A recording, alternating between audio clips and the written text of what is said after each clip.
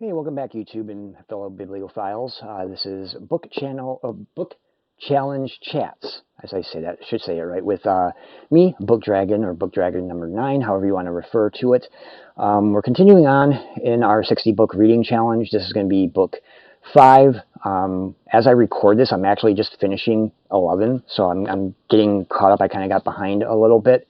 But as usual, before I get into the book, please leave, I should say first, if you enjoy the video, give it a thumbs up, like it. That way I know you enjoy it, and that you want to see more videos come in. Also, subscribe. It's free for you, and again, it lets me know that you're interested in seeing more videos, which is always cool, because I'm willing to make them, based off of what I'm reading, because this is what I love. I love reading, and I love talking about books, and, can do it until the cows come home, basically. So, there you go.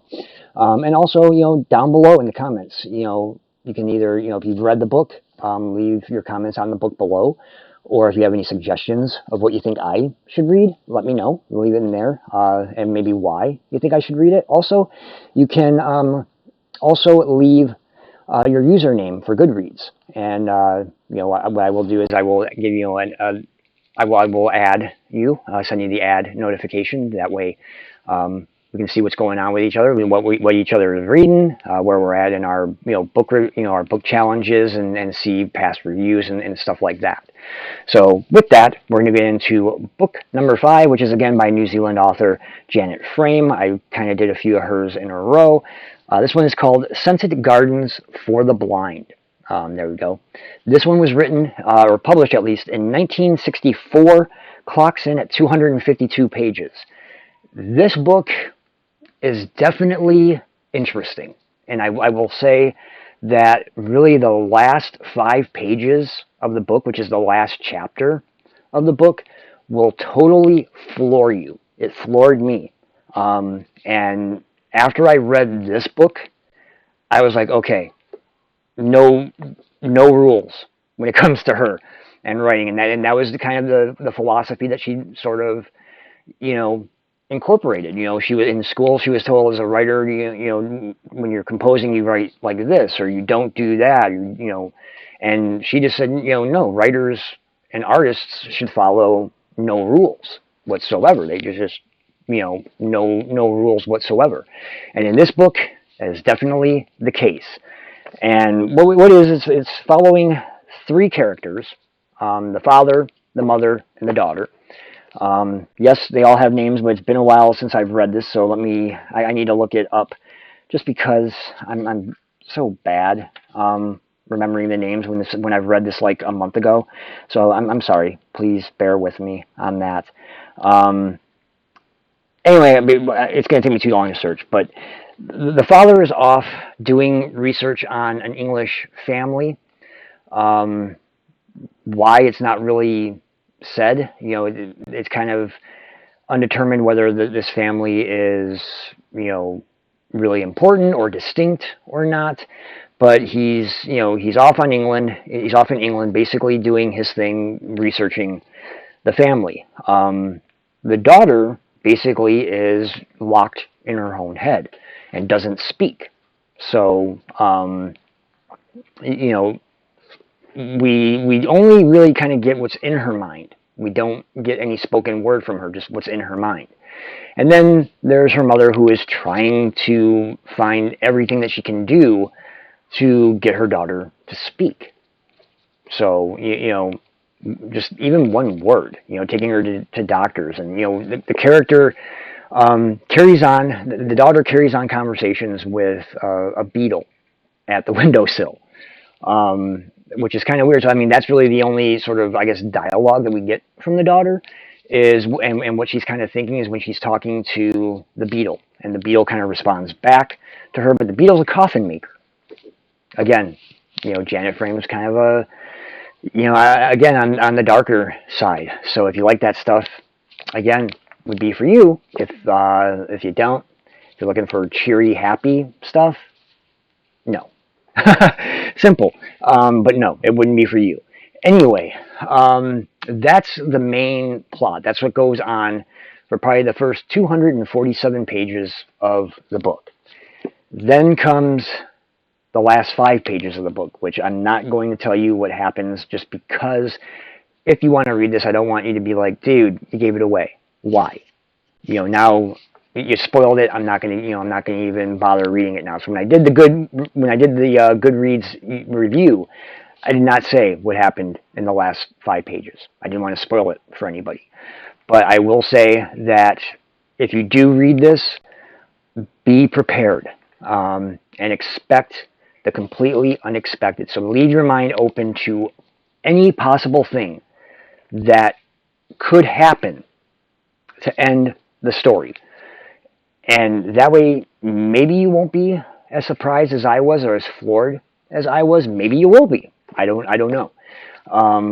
There were little things that I should have picked up on, I think, and I can kind of give you those to sort of maybe help you along and understand a little bit better what the ending actually, why the ending is. The mother constantly has this feeling that everybody is against her, that everybody is going to judge her guilty. Her daughter is going to judge her guilty if her daughter speaks. Judge her guilty of what? It's never said. Though I think the ending is what is where the guilty verdict comes in. Now, that's not a spoil because it could be anything. Also, she feels that everybody is starting to stop speaking except for her, and that she is becoming alone in this world of silence.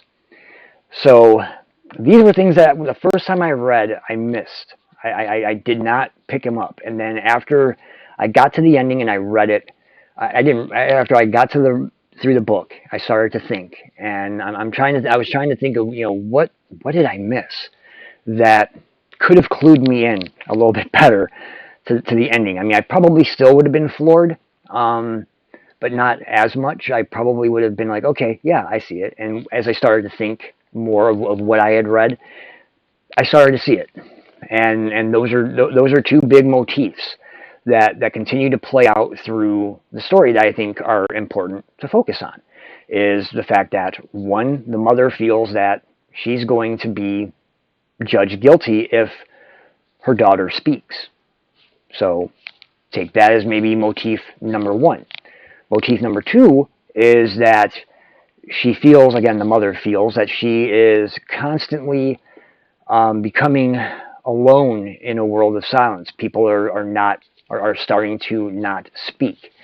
The beetle is also important. It plays a definite important role as well. It's kind of the third motif, but that one surrounds the daughter so much as you're reading it. But then maybe when you start to think about it after, you'd be like, oh yeah, I can see that now. I can see how she pulled that up. And that's really as far as I want to go, because I don't want to give it away. I don't want to spoil it. Just because it is a good book, and I gave this on Goodreads. I did give this a 5-star just because of the last 5 pages.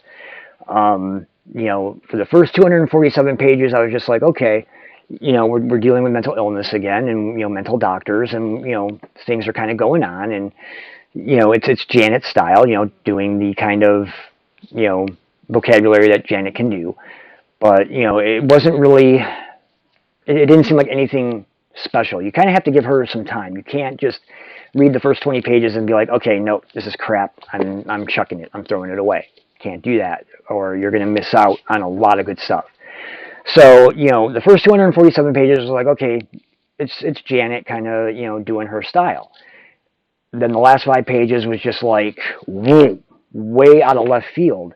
And it smacks you in the face. And you're not expecting it. And it's for those last 5 pages that I gave this thing a 5-star review. And it's for the last 5 pages alone that I would say read it. Whether you're looking for a good, happy read or not, still read it. Just the ending will be so, you'll be like, wow, how creative. How did she come up with that?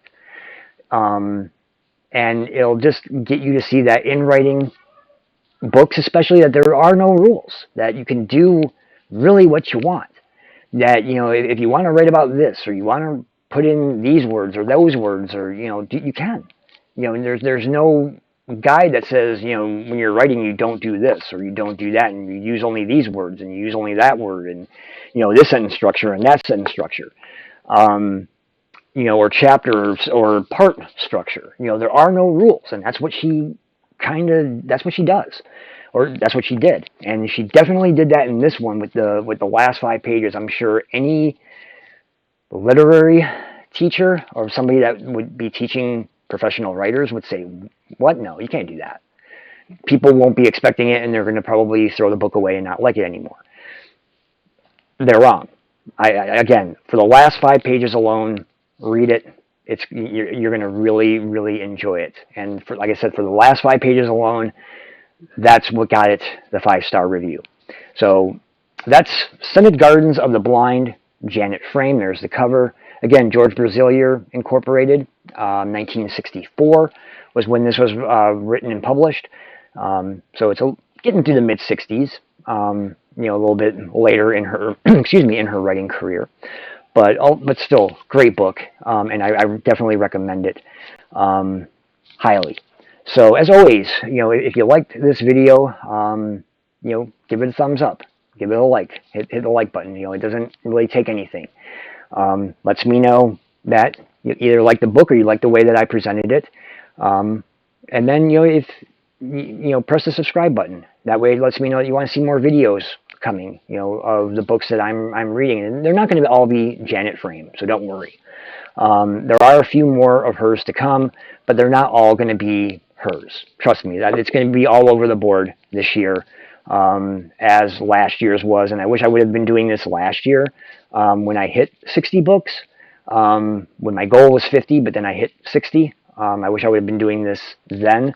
But now the goal this year is 460, so that's, you know, be expecting at least that many videos, maybe more if I go over. Some books might get presented in more than one part, more than one video, just so it's not so long, because some books kind of have a lot of stuff in them. So, but again, subscribe. That way it lets me know that you want to see more videos, and that you like what's going on. And also, in the comments below, let me know if you've read this and what you think, and if the last 5 pages floored you the way it did me. Also, suggestions as to what you think I should be reading or what to read. Like I said, I'm really open to anything, and I would love to hear your suggestions. Also, you can leave your Goodreads username below in the comments, and, you know, like I said, I will add it. I will add you. I'll send the ad invitation to you. That way we can look at each other's, you know, book challenges and see what we've read throughout the year and what we rated them. You know, that would be really cool. I'm definitely open to that. So please do all that stuff. I answer every comment. So, you know, don't be afraid to comment down below. It won't go unread. It won't go unanswered. I'm going to answer all of them. So until the next book, I will see you then. Bye.